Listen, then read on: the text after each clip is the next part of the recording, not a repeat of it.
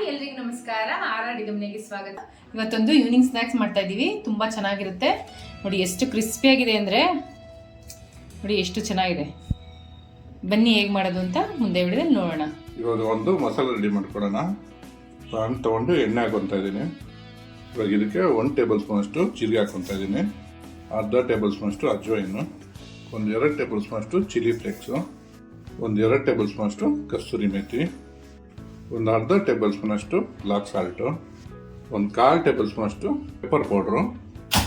ನೋಡಿ, ಇವಾಗ ಒಲೆ ಹಚ್ಕೊಂಡು ಒಂದು 15-20 ಸೆಕೆಂಡು ಆ ಫ್ಲೇವರು ಎಣ್ಣೆಲೆ ಬಿಡಬೇಕು. ಅದುವರೆಗೂ ಇದನ್ನು ಫ್ರೈ ಮಾಡ್ಕೋಬೇಕು. ತುಂಬ ಫ್ರೈ ಮಾಡೋಕ್ಕೆ ಹೋಗ್ಬಾರ್ದು. ಅಡುಗೆ ಓನರು ತುಂಬ ಫ್ರೈ ಮಾಡಬೇಡಿ. ಒಂದು ಬಿಸಿ ಎಣ್ಣೆ ಬಿಸಿಯಾಗಿ ಆ ಫ್ಲೇವರ್ ಹಾಕಿರೋದೆಲ್ಲ ಫ್ಲೇವರು ಎಣ್ಣೆ ಬಿಟ್ಕೋಬೇಕು. ಅದುವರೆಗೂ ಫ್ರೈ ಮಾಡೋದು ಸಾಕು. ನೋಡಿ, ಈ ಥರ ಎಣ್ಣೆಲೆ ಅದು ಹಾಕಿರೋದೆಲ್ಲ ಮಸಾಲೆ ಎಲ್ಲ ಫ್ಲೇವರ್ ಬಿಟ್ಕೊಂಡ್ರೆ ಸಾಕು. ಇವಾಗ ಸ್ಟವ್ ಆಫ್ ಮಾಡ್ಕೊಬಿಡೋಣ. ಇಲ್ಲಿ ಒಂದು ಪಾತ್ರೆ ತೊಗೊಂಡು 2 ಕಪ್ ಅಷ್ಟು ಮೈದಾ ಹಾಕೋಣ. ಒಂದು 4 ಟೇಬಲ್ ಸ್ಪೂನ್ ಅಷ್ಟು ರವೆ, ರುಚಿಗೆ ತಕ್ಕಷ್ಟು ಉಪ್ಪು ಹಾಕೋಣ. ಖಾರ ಅಡುಗೆ ಮನೆಯವ್ರೆ ಒಂದ್ಸರಿ ಮಿಕ್ಸ್ ಮಾಡ್ಕೊಳ್ಳಿ. ರವೆ, ಉಪ್ಪು, ಹಿಟ್ಟು ಎಲ್ಲ ಚೆನ್ನಾಗಿ ಹೊಂದ್ಕೊಂಡು ಮಿಕ್ಸ್ ಮಾಡ್ಕೊಳ್ಳಿ. ಮಿಕ್ಸ್ ಆಗಿದೆ. ಇವಾಗ ಇಡೀ ಮಸಾಲ ಮಾಡಿ ಇಟ್ಕೊಂಡಿದ್ವಲ್ಲ, ಇವಾಗ ತಣ್ಣಗಾಗಿದೆ. ಅದನ್ನು ಹಿಟ್ಟಿಗೆ ಸೇರಿಸ್ಕೊಳ್ಳೋಣ. ಖಾರ ಅಡುಗೆ ಮನೆಯವ್ರೆ ಚೆನ್ನಾಗಿ ಮಿಕ್ಸ್ ಮಾಡ್ಕೊಳ್ಳಿ. ಇದು ತೆಳ್ಳಗಿರ್ಬಾರ್ದು. ಹಿಟ್ಟು ಸ್ವಲ್ಪ ಗಟ್ಟಿಗೆ ಕಲ್ಸ್ಕೊಬೇಕು. ಜಾಸ್ತಿ ನೀರು ಹಾಕ್ಬಾರ್ದು. ನೋಡಿ, ಹಿಟ್ಟುಗಳು ಎಣ್ಣೆಯಲ್ಲಿ ಚೆನ್ನಾಗಿ ಮಿಕ್ಸ್ ಆಗಬೇಕು. ಹಿಂಗೆ ಖಾರ ಅಡುಗೆ ಮನೆಯವ್ರೆ ನೋಡಿ, ಹಿಂಗೆ ಹಿಡಿದ್ರೆ ಹಿಂಡಾಗಬೇಕು. ಆ ಥರ ಕಲಿಸ್ಕೋಬೇಕು. ಅದಾದಮೇಲೆ ಇವಾಗ ಸ್ವಲ್ಪ ನೀರು ಹಾಕ್ಕೊಂಡು ಕಲಿಸ್ಕೊಳ್ಳೋಣ. ಹಾಕಿ ಸ್ವಲ್ಪ ಹಾಕಿ. ಇದು ಹಿಟ್ಟು ಯಾವತ್ತೂ ಗಟ್ಟಿಗಿರಬೇಕು ಅಲ್ಲ? ಹೌದು. ಖಾರ ಅಡುಗೆ ಮನೆಯವ್ರೆ ಗಟ್ಟಿ ಕಲಿಸಿದ್ದೀರಾ ನೋಡಿ, ಎಷ್ಟು ಗಟ್ಟಿಗಿದೆ. ಹೌದು.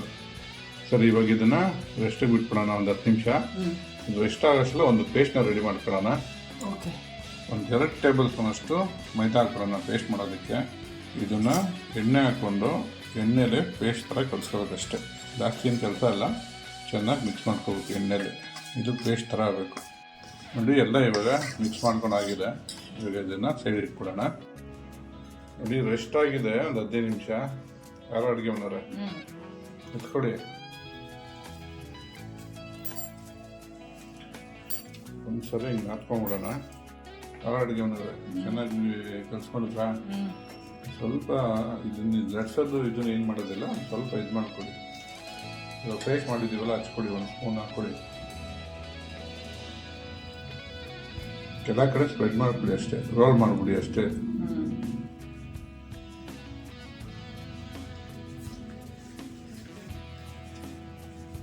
ನೋಡಿ, ಈ ಥರ ಮಾಡ್ಕೊಂಡ್ಮೇಲೆ ಇದನ್ನು ಕಟ್ ಮಾಡ್ಕೊಬಿಡೋಣ. ನಿಮ್ಗೆ ಯಾವ ಸೈಜ್ ಬೇಕೋ ಆ ಸೈಜು ಕಟ್ ಮಾಡ್ಕೊಬೋದು.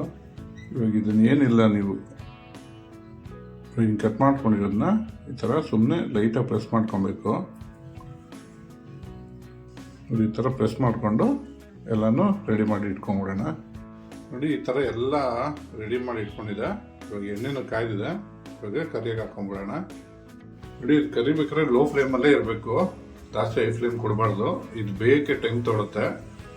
15-20 ನಿಮಿಷ ತೊಗೊಳುತ್ತೆ. ನಿಧಾನಕ್ಕೆ ಬೇಯಿಸ್ಕೋಬೇಕು, ಇಲ್ಲಾಂದರೆ ಕ್ರಿಸ್ಪಿನೆಸ್ ಬರೋದಿಲ್ಲ. ಖಾರ ಅಡುಗೆ ಮನೆಯವ್ರೆ ಹಾಕ್ಕೊಡಿ. ಎಲ್ಲ ಪರವಾಗಿಲ್ಲ, ಒಟ್ಟು ಏನಾಗಲ್ಲ.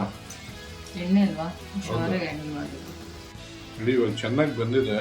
ಇವಾಗ ತೆಕ್ಕೊಂಡ್ಬಿಡೋಣ.